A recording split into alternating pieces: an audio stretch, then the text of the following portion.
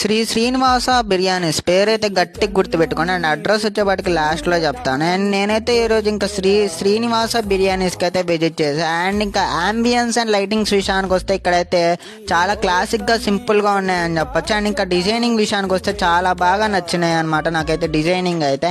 ఇక్కడ వెజ్ వాళ్ళకి కానీ నాన్ వెజ్ వాళ్ళకి కానీ ఎవరికైనా ద బెస్ట్ రెస్టారెంట్ అని అయితే చెప్పొచ్చు నేనైతే ఇది. అండ్ ఇంకా సిట్టింగ్ విషయానికి వస్తే private sitting and normal sitting both అయితే అవైలబుల్ గా ఉన్నాయి. మేమైతే నాన్ వెజ్ లో అయితే లాలీపాప్ బిర్యానీ అండ్ ఇంకా తందూరి అయితే ఆర్డర్ ఇచ్చేసాం. ఇంకా వెజ్ విషయానికి వస్తే వెజ్ బిర్యానీ అండ్ ఇంకా పన్నీర్ స్టార్టర్ అయితే ఆర్డర్ ఇచ్చేసాం. ఇంకా పన్నీర్ స్టార్టర్ అయితే నేనైతే టేస్ట్ చేశానండి. ఇంకా టేస్ట్ విషయానికి వస్తే ఇరగదీసింది అనుకోండి, వెజ్ వాళ్ళకి ఇదైతే మస్ట్ ట్రై అని చెప్పొచ్చు. మీరు వెళ్ళినప్పుడైతే పన్నీర్ స్టార్టర్ అయితే ఖచ్చితంగా ట్రై చేయండి, చాలా బాగుందండి. ఇంకా మా వాడైతే తందూరి అయితే ట్రై చేశాడు, ఎలా ఉందని చెప్తే చాలా బాగుందని చెప్పాడు.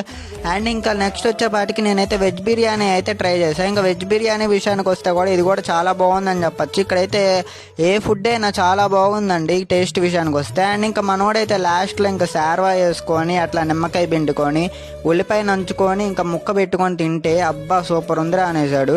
ఇంక ఇది అడ్రస్ వచ్చేపాటికి చెంచుపేట పోలీస్ బొమ్మ కొద్దిగా ముందుకు వస్తే శ్రీ చైతన్య క్యాంపస్ పక్కనే శ్రీ శ్రీనివాస బిర్యానీస్ అని అయితే ఉంటుంది.